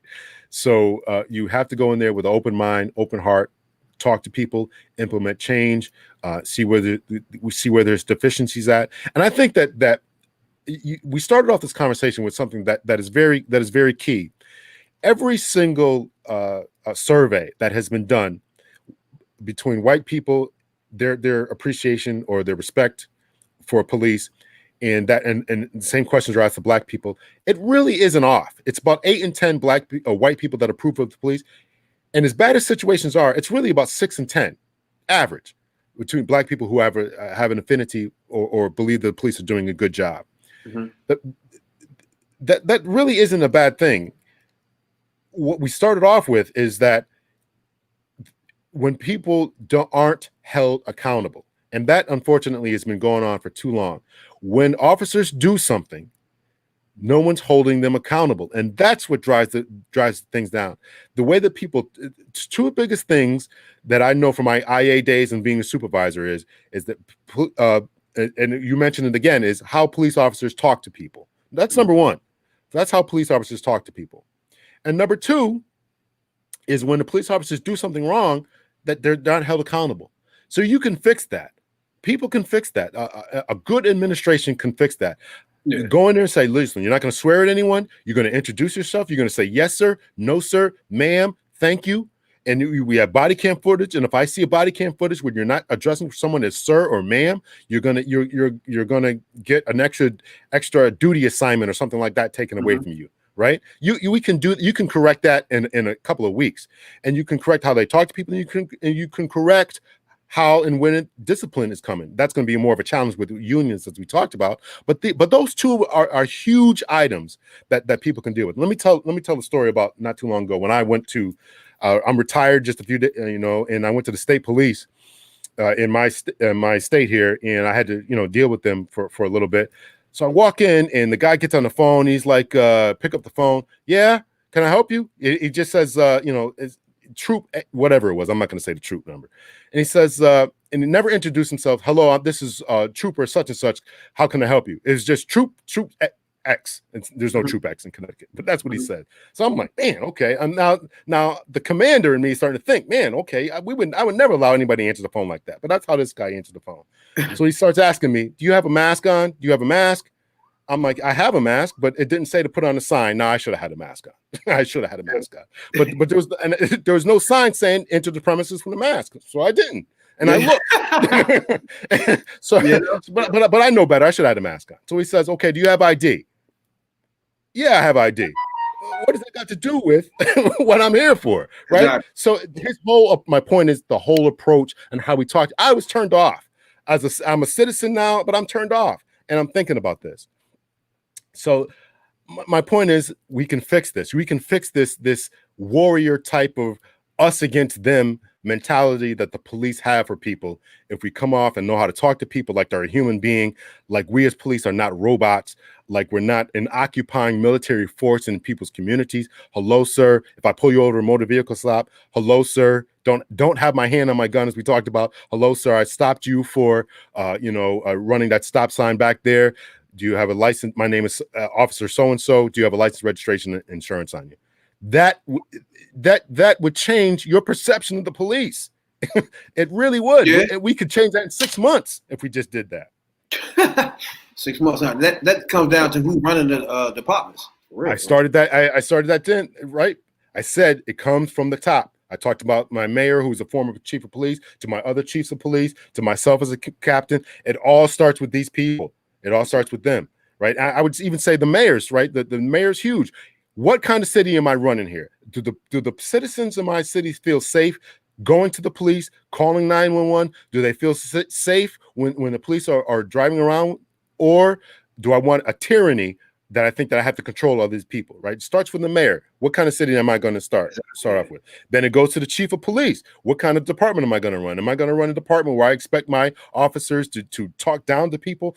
Continuing on with that story, when I was at the state police barracks, the guy says, so he hands me back his, long story short, he slides, I give him my ID, then he gives it back to me and he says, Lawrence.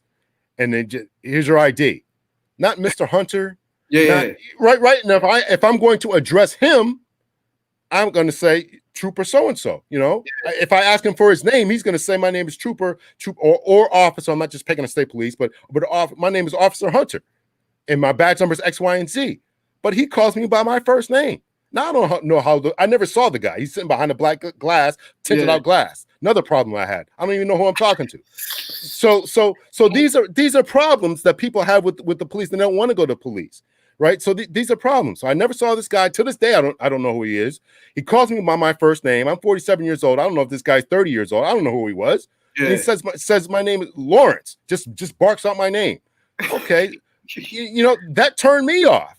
And I know it turns everyone off. I know that it does. I was a supervisor and people came into our front desk, that we called it, and they said to us, I didn't have a problem that this officer towed my car, but did he have to swear at me in front of my kids? Did he have to be so mean? Did he have to be so rough? And that is a good question that people need to ask. And that, again, as we said, comes from the top. A mayor should say, don't talk to these people like that. A commander, a supervisor should say, Don't talk to these people like that. Call them yes, sir, no, sir, ma'am, thank you. Tear down this tinted window that nobody can see who you are. We're here to serve. You are a public servant. I did not feel served that day. So, yeah, I say that. Shout that for the people in the back. You know, I don't think they understand they get served. hey, that's crazy. It's like I told you before, I don't like police, but I happen to like a retired police officer now named Hunter. You know, I can come to the cookout now, huh? yeah. Sit at the cookout. You know, I appreciate you a whole lot for coming in and stepping in on our podcast, man. Yeah, absolutely, man. Taking time out. You know, appreciate it a whole lot. Absolutely, man. We gotta do this again, man. Absolutely, man. I appreciate it. Most definitely, yeah. So y'all ain't got nothing else to say, right? We can let them go. Thanks a lot, man. I appreciate it a whole lot, man. Absolutely, man. I'm gonna reach out, man. Have you on my podcast when we chop it up, man. So. That's what's up, man. Because you maybe look at police officers a little different. Because some good ones. Maybe if it's something like you, put it like that. I don't want to say. It gotta be like the whole thing like that. You know? But I appreciate you a whole lot, man. If you ever want to come on there, just reach out. We come on there, join this lickety split. Oh, we're gonna make it happen. Make it happen. Appreciate it a whole lot, man. Thanks a lot. Okay, man. Take care. Yes, that was retired police officer Lawrence Hunter, which enlightened me. Yeah, it did. Though. It really did. Real? Yeah, I mean, I see where you're coming from, and he actually had some solutions to the problems that I had the most problem with. Yeah, because at first we thought we was about to start eating this battle up. So he had solutions. My whole thought process, okay, police, okay, I'm about to dig in this one. You know what I'm saying? And he admitted that he see that they do bad and they get away with issues going on right now and in the past. And he kind of agree with everything we were saying. It's kind of hard to be mad at. You know what I'm saying? You should be mad because he's a cop down here. You know what I'm saying? The first thing he do. You know what we just saying? Judge. Not all cops. He was doing things and he went out when he said he was IA, that's all that matters. Yeah. You hunt your own. You gotta go down on your fellow blues. When you're IA. So yeah, you gotta do that. That all mean you already know you won't be on top of your game. And most of the solutions he had was the shit I had on my mind. So I don't know. It wasn't too much I could, you know. I mean, I get it. He right though. It has to be a collective. The mayor got want to do it, but as you would say, there's social issues, and the mayor don't care about social issues. He just care about economics. Like when you said Chicago, yeah, it was funny because it's funny you said that because the mayor. It's been about how many years? We ain't see the mayor say nothing at all. I think it's up in Chicago. It's a black female. Yeah, shit, yeah. But when they started looting last month, she came out and said, if you loot, we know who you are, and we're going to come get you. Okay, if a straight bullet hit a 2-year-old, why are you not saying the same thing about them niggas that just shot their baby? You know what I'm saying? Yeah. That's the only thing about the whole thing with me is most of the issues will be within the black community itself. You know what I'm saying? To an extent. Like I've been shot before. Yeah. And it was a nigga that shot me, dog. It wasn't a white motherfucker. You know what I'm saying? But that's true. But see, so as a mayor or as a public official, you have to suppress these issues as they come along. You can't just sit back and be a blind eye. People start looting stores. They ain't want to say something. They ain't got nothing to do with issues. Like something that went down. I think it was a police thing that had happened. And then they started looting the stores. Yeah.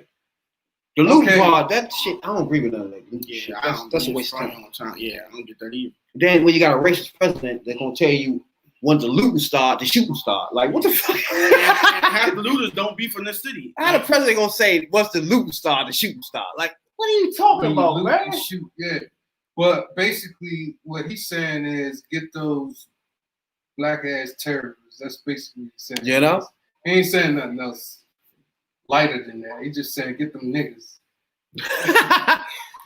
Hey, I appreciate everybody right now tuning in. I hope you got just like we did, got enlightened by talking to a retired police officer. Some of the issues that we had on our mind, we discussed with him. That was my first time talking to a cop, you know what I'm saying? So, that, hey, it is what it is, you know what I'm saying? We're also on the hunt for a politician. That's my real goal right there. You know, any aspiring county executive, House of Representatives, senators, anything. We're looking for one of y'all because that's the real issue right there. Yeah. Y'all hold the real power and y'all can sit the feds on some of this shit. Like the KKK shouldn't even, white supremacy shouldn't even be a thing. How you gonna go after black people with the Black Panthers and you can wipe the KKK out? I mean, seriously, put the CIA, put the FBI. 6 months, we good. Y'all know it's a threat, but y'all not dealing with it. So now it's making me apprehensive. Now I'm worried. It's not just KKK. They got a lot of them. They got skinheads. This is a lot of them. They got like different affiliations of KKK. All of it can be done within a second, though. Like they got like hate groups. Exactly. But my thing is, if you passing hate laws, why the fuck is these people existing? Because freedom of speech, they can say what they want to say, but it ain't what they say. Do what you want. I'm about to say. There you go. Nah. That's the point I'm trying to make. They let them do what they want to do. You know, I ain't really getting into depth, but I ain't gonna bring back the 60 because he wasn't around for that. Because that's kind of like contradicting yourself. You gonna pass a hate law, but then you exercise your First Amendment right. I couldn't have been no cop in the 60s. I'm gonna spray a water hose on my people. But you gotta uphold the law. How I'm gonna let this man, I know these group of people I know hung this boy from this tree. How I'm gonna let that go? Yeah. That's what I'm talking about. That's where the anger coming in. And that's my whole point. And I'm like, they've been around for all that. Police department been around for that. And they let it go. They didn't seek justice. Mateo got killed 14. So looking at a chick. And he didn't even look at her. She lied. Yep, she lied. It came out. Yeah, that she did. And they was trying to sweep that on the road. Oh, lady, what you saying? No, you ain't say that. No, right? He did that. You know, what I'm saying? They trying to sweep that on the road. You know, but I get it. And not bring the notable cases up. It's 1,000 that we ain't know about. That's my whole point.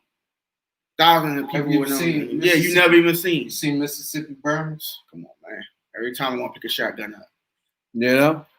Kuta Kinte do that. I mean, Bruce do that for me, man. That's he off. Hey, I wanted to escape too, dog. I jumped off the ship. I'm a star. That joint started throwing me off. I can't watch that joint. Man. The Roots. That's Mississippi Burn. And that's what I'm saying. And I'm telling people, that's the people who we fight for. And that's where the spirit and the fire come from, dog. That's why I can't let shit ride. Because they ate this shit so I could get here. Because if they ain't put up with it, it wouldn't be no me. You know what I'm saying? Grandma had to, great grandmama got raped. Hey, that's how we got the white now blood. We ain't had that shit at first. You know what I'm saying? She did that. I'm here for that. I appreciate that. You know about the rape of Racy Taylor? I ain't hear about it. They ran a train over basically and raped her. Threw her on the side of the road, half dead. She went to the authorities. Authorities said, nope, you're lying. The government said, nope, you're lying. And all them dudes got off scot-free.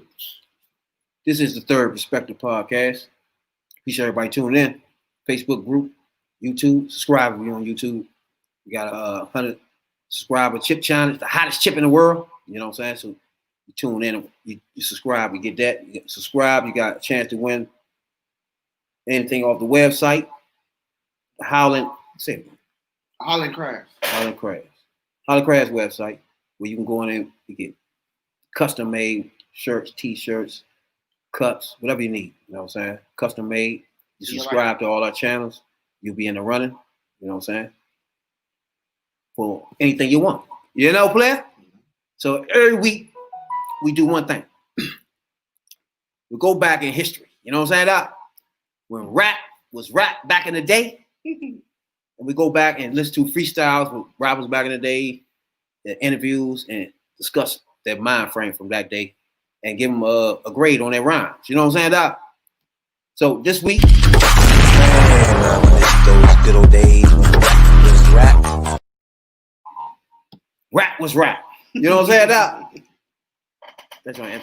Ended quicker than I wanted, but that's okay. You know what I'm saying? Now, that's what's up. Hey, well, everybody tune in right now. We's a ghetto podcast. You know what I'm saying? We just getting started, and we a ghetto podcast for sure. You know what I'm saying? By every meaning of the word, that's us. You know what I'm saying? Now, so what we're gonna do? What we do every week? We go back with rap, basement or wherever they was at, interviewing and catch them freestyling.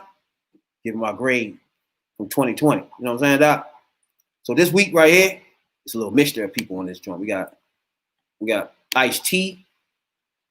You know what I'm saying? We're gonna see what he talking about this week. Ice-T. Oh. What y'all think about Ice-T, dog? You mean from Breaking? Ice-T. From New Jack City. Which one? You talking about Ice-T from Breaking or Ice-T from? I know you ain't talking about Ice-T on motherfucker. What's that? Cop Show. That nigga make his first song ever was Cop Killer. He ended up on the fucking what's that joint? It's a show he on, man. Yeah, Law and Order. Law and Order, Slim. Special Victims. Yeah, And that nigga wife. She his wife? Yeah, she bad. Yeah, she got a. She a grinder. She one of those. Yeah, I mean, the only iced tea I really want is the one you drink. Yeah, no? Oh, you say you're a brisk man? So we're gonna see now what we got here with Ice-T freestyle. I never seen him freestyle before, so this is new to me. I don't think he can. Yeah, he terrible.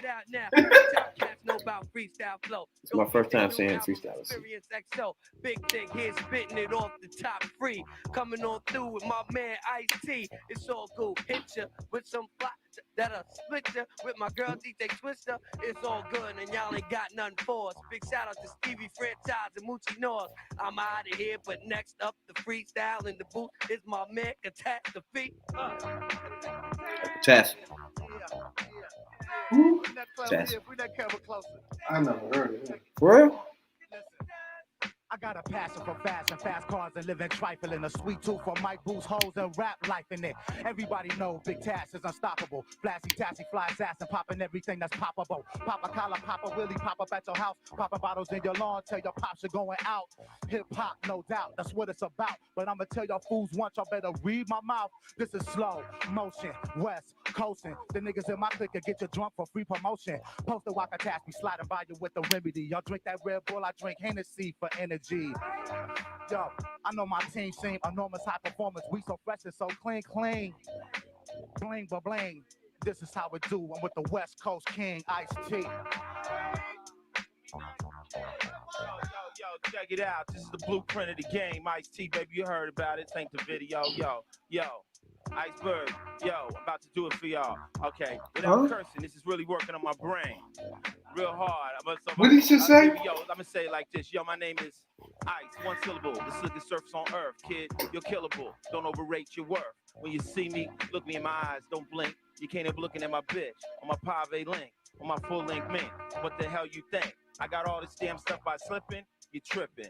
Pop the Remy, kick back and let the player represent hot floss, true boss game, and take aim. And sucker wannabes, players please you green. I've been hoes on the down low, my banks have seen. You wanna chill with this player? Bet you wish you could. And suck game on my ass like sponges. I run this.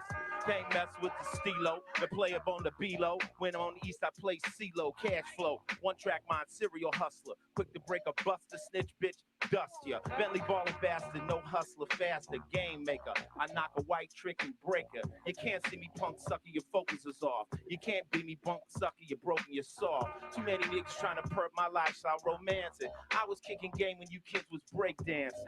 Overlord, so why the whack suckers ain't dead? Probably cause my aim is over niggas' heads. Yeah. J Mac and Roll, A1A style, baby. We gonna do it like this, basement for you. Yo. I got rings around my table cause I never use a coaster. Drink through a Hennessy, skip the mimosa. You too big for my toaster. I don't know who the fuck this is. Oops, so I'm supposed to put that back in my holster. I go to Brody Cody for the motor. Rhyme so dope, your eyes pop out like Mr. Roper. Rope ya, hang ya with another liquid banger. Second to none, except the baby in the manger. Ghetto Star Spangler, I traveled the globe. Came back and my honey picked me up in the road. Got jacked for one time in a jet black Pro. He Swift got beats that crack the diamond in your earlobe. Your idol, your highest title, numero uno. This for my homies in the Ono drinking Pruno. You know, and I know the licks of vessel vinyl hitting like the echo rhino, moving on up like Lionel. Yeah. It's the legs, baby. It's the legs. Legs? We do it like that. Batsman style for your BET. XO. Oh, Lord. All right. Check this out. Just think about that right there. Woo! Okay. Yeah, let me check this out. That's how your man Ice-T just sounded. So I'm gonna start with main man who went first. He get 2 mics. 2. And that was being generous. Ice-T, my first ever. Uno. Because that's all he gets is 1. 1. And his free, it wasn't because he really freestyled this. He just can't rap. 1. A 1. And that was being nice. If I could give him a 0 or just the top of the tip, that's all he would get. But and then my Just the tip of the dick, huh? No homo. You know, And my man who went last, he was the best out of them all. He get 2.5. Yeah, he earned that 2.5. He saved it because the first one tried, Ice-T just killed it. I mean, it was like the first 3 minutes of, what? Yeah, check this out. I was like, okay. I get it. You was really freestyling, Ice. I respect that. Well, man ain't go. Tigger ain't go, though. Yeah, he went first. He started. Oh, that was Tigger. Yeah, Tigger tried to save him. I got you, man. Yeah. If you want to be real, if we're going to judge it off the day, Tigger get 3 because he say the whole thing because his was the best before all that garbage. Damn. But yeah, Ice-T Tigger. 1. Ice-T a 1. 1. I thought you said 2. Nah. The You man got a 1 before- there? No. Man went before him got a 2. Oh. The man went out there and got 2.5 because he saved it. You know, but him in the middle, God damn. that man they called Mr. T. 1. 1. I don't know what that was about. Jay? I want to know what you think first. I'm still kind of marinating. Oh yeah, check that out. Well, what's his name? Tigger went first. Yeah, Tigger was the first. Tigger is a basic C every time. He don't go for higher than that ever. And he don't drop either. And he basically the same. So he's saying 2 mics. Yeah, I get Tigger 3. 3? Yeah, that's average. And I get 3 mics here.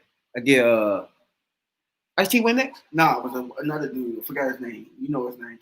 Pusha Patillo, whatever Oh. his name was. Oh, some shit, Potassio. Matt. Yeah, Potassio Matt. Some shit. Potassio Matt. I give him C2. Not C. 3 mics. Yeah, 3 mics. He definitely get 3 mics for Oh, sure. that, Because that shit was written, but he didn't fuck up. He kept flowing the whole time till he was done. Okay. You know what I'm saying? But all that shit was written. Ice-T flowed for real. I give him a motherfucker. He flowed. He didn't flow. Okay. But he was rhyming off the top of his head. Like the last 20 seconds. He was rhyming. None of that shit was written. I hope not. I know. God almighty. The Could've last been. 35 seconds of his rap. So he was going really off the top of his head, just saying any fucking. The last 35 seconds sounded good. That was He like started the last- catching the beat at the end. He should have went back in there. That might got him 2 mics. But yeah, that whole first minute and a half. Yo, what's up? Yeah. To me, I'm thinking you trying to think of something. Yeah, he was. But then he started rapping. It wasn't nothing he thought of. He was saying it now. Like what the But fuck? the hoo-ha. Yeah, that was he was true. The last 2 bars at the end. I thought he was about to say, "Fuck it, I ain't rapping." The last verse he hit was saved him. They got him a mic. Yeah, he came in and then strong. Yeah, but like I said, he was freestyling. He really was going up top of his head. That's why I gave him a C. Nah, you got to be ready to that. He definitely is. So what about the last guy? You got to see? Yeah. All right, Tigger get 3 mics. The guy after that, he gets 1.5. 1.5 mics. Dang, we doing that 1 mic today. You about to go. Damn. You brought the gun into the basement today, dog. Yeah, none of them can rap. No. I ain't hear nothing from you. I think Tigger might be the best rapper and shit. Drum roll, please. Would you get Ice-T? Uh-oh. You get a, what's that, D? Yeah. Damn. Nah, Ice-T? they actually get Fuck yourself that's a up. C. That's a D plus. You But, said 3? You said 2 though. 2. Yeah, that's a D. Delighted. 2 mics. That's 2 mics. Damn, 2 mics. Yeah. I mean, he never had flow, dog. Every album Nah, he he can't had rap. no flow. He just a good Complete marketer. trash. You know, he had chicks on him cover his album. You know what I'm that- saying? They complete. had his chicks. Complete utter trash. Cop killer! Yeah. Killer! And that was a Terrible. rock song. That wasn't even a rap song. Yeah, That was a terrible. rock Yeah, song. dreadlocks. Yeah, man. Oh yeah. So he went from breaking to rap to rock and roll. Come on, man. Stop that shit. Terrible. That's your man, though, man. You should have went to Cypress Hill for that. Terrible. That was y'all man, though, man. You on cover of Time magazine and all that shit. That's in a cop uniform. That's not good. Yeah. Yeah, how you gonna go from cop killer to being on cop shit? I was a burn man. I had all connected stats. Homicide stats. Everybody got off, like nigga. But he didn't come off like that for me to burn him up. Yeah, I'm about to say. Like he wasn't defending him. So it wasn't, you know what I'm saying? If he came on defending him, he'd been in trouble. He would defend the police. Like, nah, nigga, I got something for you. In your state, nigga, don't play. I didn't get the ring, none of that all. Because he was good. You know what I'm saying? Dog? So hey, I appreciate everybody that tunes in our podcast. We download our podcast, dog. We on Spotify. Most definitely shout out to Spotify, Apple Podcast. Shout out to Apple Podcast. You know, YouTube. Subscribe. Check us out. We'll be back Friday. We'll do a little beauty on Friday. We got a couple people coming on there with us. Supposed to be, you know what I'm saying? If not, it'd be us usual suspects. You know what I'm saying, Doc? The third perspective suspects. Jay, Radical Real, Rad B.I.D. Jones, you know? Justice for everybody. Y'all got something to say before we get out of here? Don't forget, like, follow us and share. Into, you know, Real Gaming, Real Media, Third Perspective Podcast. Get your three chances. You know? Well, if you're lucky out there you go. Check out the Harlem Crafts website. You see something on there, be like, go ahead, enter it 3 times. Gotcha. You know? And that's Harlem Crafts. Boom. You know? Check that website out right now before y'all even subscribe, for real. As soon as you see something you like, just subscribe. You know what I'm saying? Boom, subscribe. Don't forget, we're going to be on fire with the hottest chips in the world. If we get 100 subscribers on YouTube, you know? We started this YouTube channel in March. March or May? No, February. February, March. It could have been February. Yeah. It was March. It was March, matter of fact. It's the first week of March. You want to say? We started a YouTube channel. So we haven't got 100 subscribers yet. So we get 100 subscribers, we're gonna eat the hottest chip in the world. That's the Pacquiao chip challenge. You know what I'm saying? We already got the chips. Next week on the pit, we're gonna have these things displayed for y'all. So y'all can see what we're talking about. You know what I'm saying, Doc? Yeah, come on before you get stale. You know? Then they won't have no flavor to them. You know? But yeah.